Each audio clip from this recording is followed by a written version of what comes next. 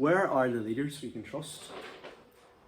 What happens when one of the most trusted of our politicians, who is head of the ethics committee, has to admit an error in reporting money given for an election campaign, which was overly a large amount?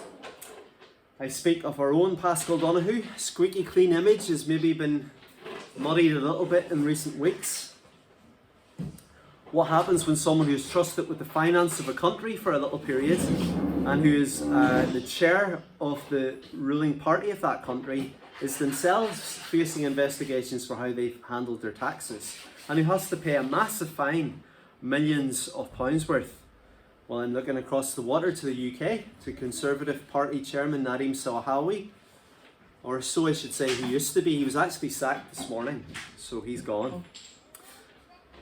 But what happens to the church whenever some of the most trusted leaders in our communities are part of an institution that's covered up the abuse of children, and some of them have been involved?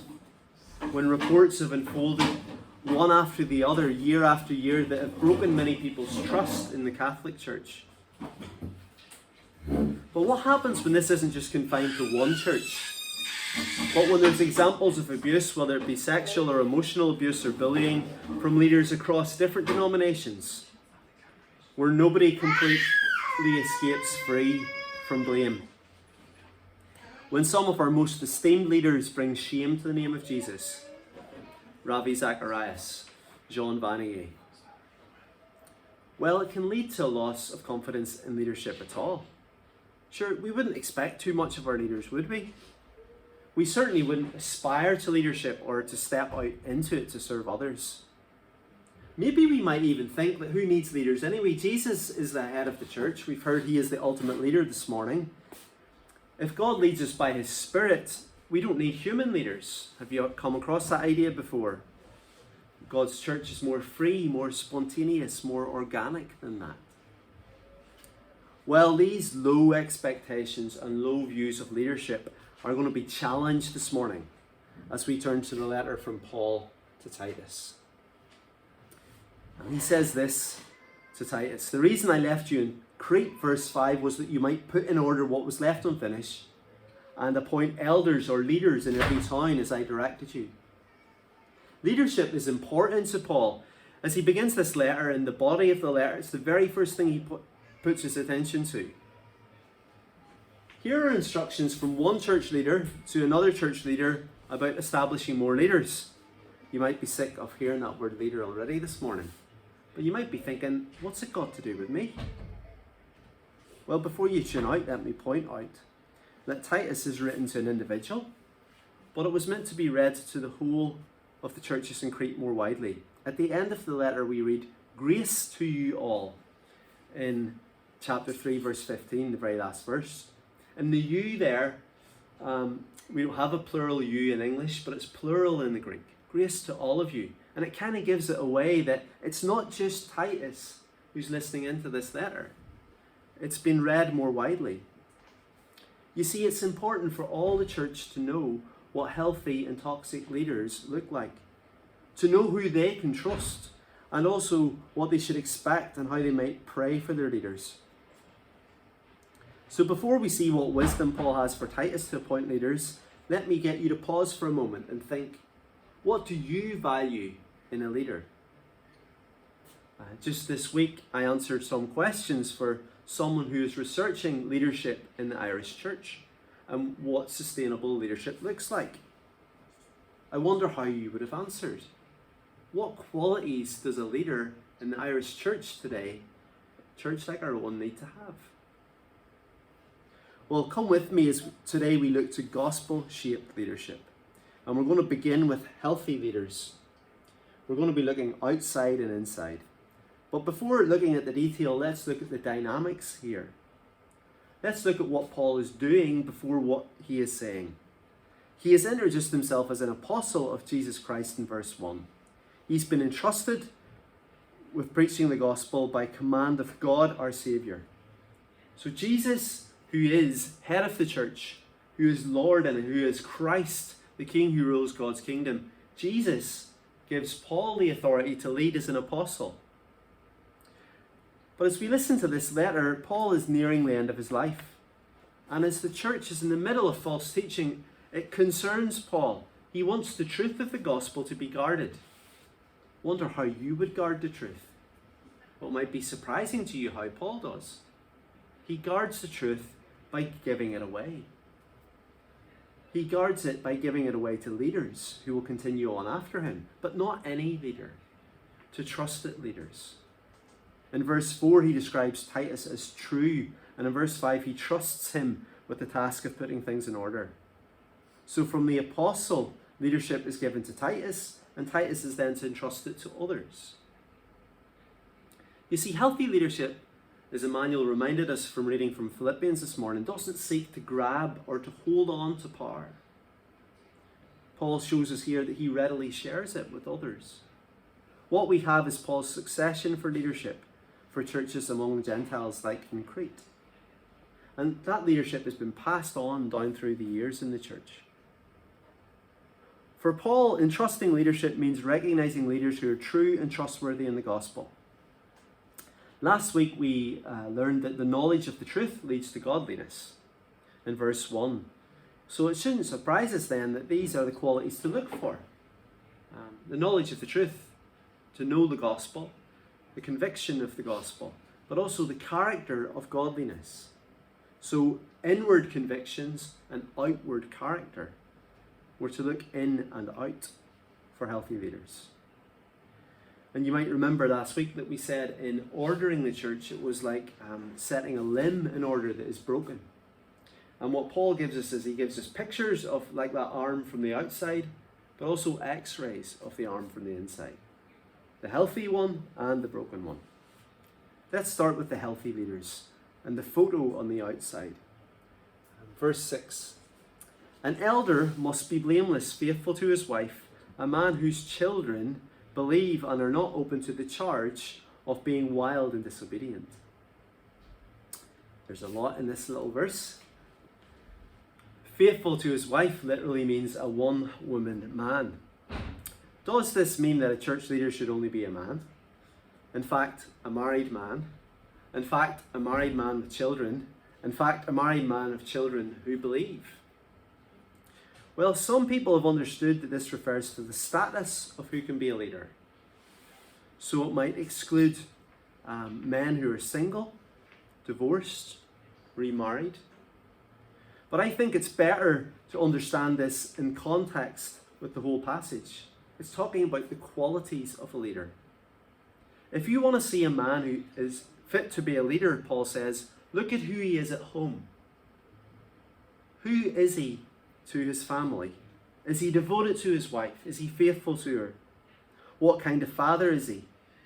Now it's likely speaking of younger children here when their faith would align more with their parents. So it could mean believing, but the word can also mean faithful or reliable. I don't think it stretches to the burden which many parents carry for older children who don't share the faith or who decide to move away from the faith. They give themselves a hard time for that. That doesn't disqualify you from leadership, I don't think. This is supported by a similar quality in 1 Timothy 3 verse 4, where it says, see that his children obey him, and that he must do so in a manner worthy of full respect. But let's step back for a moment and go a bit broader here. We considered women in ministry a few weeks ago, didn't we? And it's good to remember that we need to take a broader view than this passage to consider that. We might think of some of the women Paul names as his co-workers in the New Testament, some of the examples of women leaders in the New Testament. We might also think of 1 Timothy, another pastoral epistle. In 1 Timothy 3:11 we read, qualities for women when describing the qualities of deacons. And that verse has been understood to either mean women or the wives of deacons. It's unclear which again reminds us we should take a broader view. But it does open the possibility there, doesn't it? But what we have here is a clear connection between leading at home and leading in the church. Sadly, sometimes the two have been in competition. Too many wives and children have felt the man in their lives loved the church more than them, consigned more time and emotional energy there, got the best of them. Well, it shouldn't be. Paul says it should be that leadership in the church should flow from the home. Peter Scazzaro, in his book, The Emotionally Healthy Leader, has a chapter which is called Lead Out of Your Marriage or Your Singleness, he says. Let's not forget that Paul, who writes this letter to Titus, is single. In 1 Corinthians 7, he makes it very clear that he wasn't searching hard for a wife. He was happy to use his singleness to serve. Healthy leaders show on the outside this character. It's observed over time and it's seen consistently. They're to be not this, but that. I'm going to read the verses to you now, 7 and 8. Since an overseer manages God's household, he must be blameless, not overbearing, not quick-tempered, not given to drunkenness, not violent, not pursuing dishonest gain. Rather, he must be hospitable, one who loves what is good, who is self-controlled, upright, holy, and disciplined. I wonder which of those stands out to you. As we go deeper in studying the Bible, sometimes it's helpful to read different translations because the words will come to us in different ways. In fact, we can do that readily now on the likes of Bible Gateway on the internet. So if you're doing an in-depth Bible study sometime, you might start with a more literal translation, which is very close to the text, like the American Standard Version or the ESV. You might come up to the middle to something like the NIV, which is what we use in church. Or you can come up even higher then to like the Message, which is very much a paraphrase or gets it into everyday language of today. But when you do that, you look at the words in different ways. But as we hear that word blameless, let's start there and say very clearly, don't hear perfect. There is no perfect leader. Emmanuel reminded us again actually this morning of Jesus. He stands out as the perfect leader, but right through the Bible we see the best of leaders fail. Let's not hear perfect, but rather above reproach. In other words, someone who is trusted by those who know him. He doesn't unsay this. It's someone who doesn't unsay with his life, with their lives, what they share with their mouths. Is there any way we might gather these qualities together? Well, let me try. Paul's gospel greeting of grace and peace. Grace, think of it as the healthy, outgoing generosity. That's what grace is, isn't it? It goes out to others. So positively here, it's being hospitable and loving the good. Think of peace as the in, the tide coming in, the calm and collected self-control.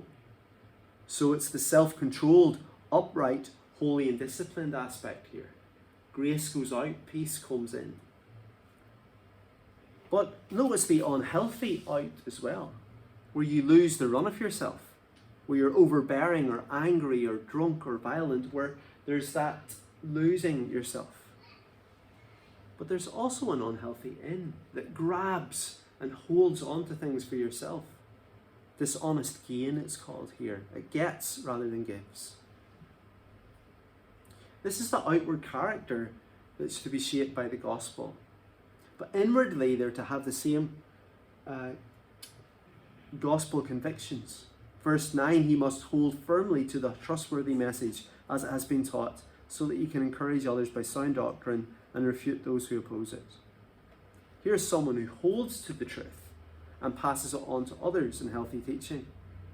Someone who is able to guard and defend it, because the truth was under debate in Crete, as we will soon see.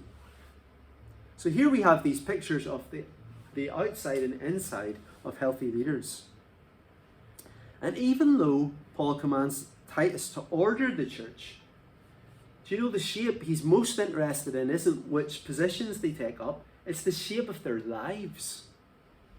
That's what matters. Many have found different models of church leadership in this passage and others like it. But actually, that's not the main point here. It's not how you set yourself up. It's how your life is set up under Jesus. What Paul values in leaders, and as part of Scripture, what God values in leaders is this. It's character and convictions that are gospel-shaped. How often we can be seduced by competencies and charisma. And by charisma I mean force of personality or someone's skills. In other words, for Paul, the who comes before the what. Who someone is in Jesus is the most important quality.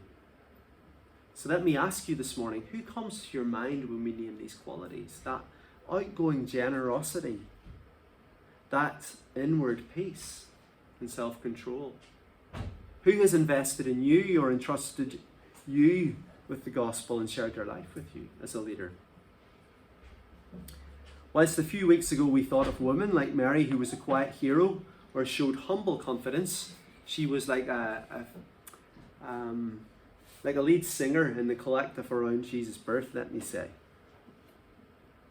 Well, today it would be more fitting to balance that by speaking to men, as these verses do. I heard a podcast during the week where one sportsperson said that it's a difficult time to be a male today in your 20s.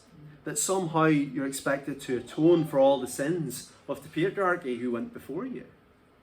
Like, you should be ashamed to be male even. And as feminism grows, men shrink. They keep their heads down, they keep their voices down. Well, let me suggest that these verses show us strong male leadership. It's not macho, it's not toxic masculinity. It takes responsibility in a way that cares for those entrusted to them. It's generous and self-controlled. It's gracious and peaceful. It cares. They care. And as a church, let me update you on leadership. Ourselves, last June, we named the desire to move to a leadership team in church, where Ali and Sarah Adaboya would come on as deacons, and I myself would be elder and pastor. And we want to get going with that soon. So we're going to be, if you like, we're going to be taking that little raft of leaders and setting off sail down the river in February. But what I've been particularly challenged to do recently is to include others soon. Over the next few months, to be looking for others to join the team so that we might lead together, so that we might learn together and even develop and grow together, to step out in faith with God's help. So we're looking to share ministries at church, yes, but also leadership. We hope to communicate this well so that people in church are on board with that and support those recognized as leaders. But let me say that today I feel I need to say sorry for something to you, personally and also on behalf of the mission team. I think we've been slow in trusting leaders here. I can give you many very healthy reasons for it, or excuses. I could say my health, I could say COVID, I could say lots of things that are very reasonable. But beyond that, I want to name caution and fear as well. That has been unhelpful. As a leader in this church, I don't want to get in the way of what God is doing. I believe that a plurality of leaders, a team of leaders in place, local leaders and mission team together, will see us into the next phase as a church as we seek to grow and go on with Jesus. Healthy leaders. And then more briefly, we'll look at toxic leaders, again, outside and inside. Here in verse 10, we have a picture of toxic leaders. There are many rebellious people full of meaningless talk and deception, especially those of the circumcision group. Verse 16, they claim to know God, but by their actions they deny Him. They are detestable, disobedient, unfit for doing anything good. Rebellious here means insubordinate. So it's not someone who's submissive or self-controlled, okay? They're throwing off that inner peace, if you like. And they're not fit for anything good. They're not going out to others for good. Their talk is not of the gospel, but it's meaningless, harmful, it's deceiving others. And look at what effect they have on people's homes in contrast to a healthy leader. Verse 11, and we read this. They must be silenced because they're disrupting whole households by teaching things they ought not to teach, and that for the sake of dishonest gain. Notice with me their competencies. They're well able to teach, but what they're teaching is wrong, and it's disrupting families. They're doing it for the sake of dishonest gain. They're greedy and interested in feeding themselves and not others. They're not giving but taking. Look, we do well to remind ourselves of the all too common pitfalls of leadership. The seduction of power, of money, and of sex.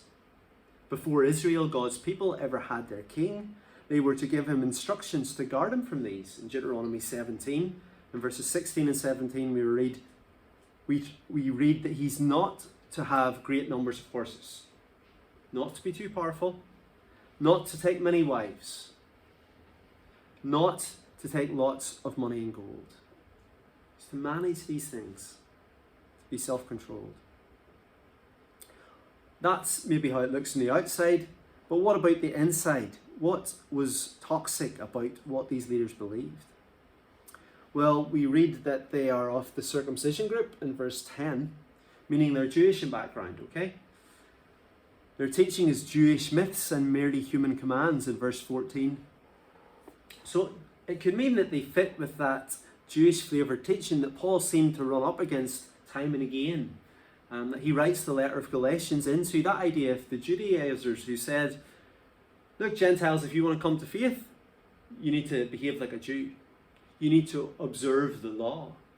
Like faith in Jesus isn't enough. And we can see further hints of that in verse 15 here. It almost reads like a riddle, doesn't it? To the pure, all things are pure, but to those who are corrupted and do not believe, nothing is pure. In fact, both their minds and consciences are corrupted. The word pure here can also mean clean, which would make you think of, you remember the Old Testament regulations and ceremonial law. So this false teaching was basically saying, here's a way of religion where if you make yourself clean on the outside, if you practice this, it will change you on the inside. But it was empty. Look at the leaders' lives, we see that. They professed no truth, but it was nowhere seen in their lives. There are churches today who carry a heavier emphasis on sacraments, on ritual to seek inner change. It's not just Christian religion either. As we lean more Eastern direction as a country towards religions, there's rituals and rhythms that you can practice there that are external, that promise life or spirituality to people. Yet, before we point the finger, let's recognize that the very things we commit to, and we're committing to only last week in terms of growing in our faith, like Bible reading and even prayer times and coming to church, that we can actually make those rituals, that we can make them external markers that if I do this, God will love me. But there's a gospel-shaped way of approaching. There's a gospel-shaped way also of approaching these leaders. They were to be silenced, verse 11, rebuked sharply, verse 13. The truth mattered. But it was with the hope that they might be restored to a healthy faith. They're graciously not written off. Might you just stop with me today for a little second and think of someone in your life whose leadership you've come close to or who you've been impacted by in not a healthy way at all. Let's allow this gracious trajectory here to inform a prayer for that person today even. A prayer that God might somehow restore them. It appears though that not only was this teaching and religion in their convictions that it was making them toxic, but their very culture had seeped into them. Paul here quotes a famous poet who's from Crete actually, and he himself says, Cretans are always liars, evil brutes, lazy gluttons. Whoa, it's a bit harsh, isn't it? Certainly not very PC. He would get into trouble if he said that today. He would be accused of maybe even prejudice or xenophobia. But before we go there, let's recognize that Paul describes himself in Titus 3 verse 3 like this. At one time we too were foolish and disobedient, deceived and enslaved by all kinds of passions and pleasures. We weren't any better, he says. Yet he does call out their culture. It's as if he's saying, sure, look, one of their own prophets has said it, one of their own poets. And he's right. This culture was far from healthy and it had seeped into them. These leaders had been changed by it. But would you notice this with me? What is remarkable is in this toxic culture that there are healthy Christians to choose healthy leaders from. That in this toxic culture, God's gospel of grace has changed people and made them the right way up. They're a surprising and a blessing in a dark place. So, well might we pray today for healthy leaders, a healthy leadership team here in our church, but also in the churches across Waterford and beyond. Gospel-shaped leaders who show something different. In a culture where you can believe whatever works for you, they hold to firm convictions. In a culture where self-fulfillment and creating an identity for yourself are prized, they are more interested in generously giving from their God-giving identity. In a culture where many are hustled and harried in their lives, they show marks of peace, of retreat, of prayer. In a culture where leaders are reluctant or insecure, instead they step out not in their own confidence but in God-shaped confidence into vulnerable places. They're not perfect, but leaders like this are shaped by the gospel in character and convictions. They show the marks of Jesus in his grace and his peace. Let's pray.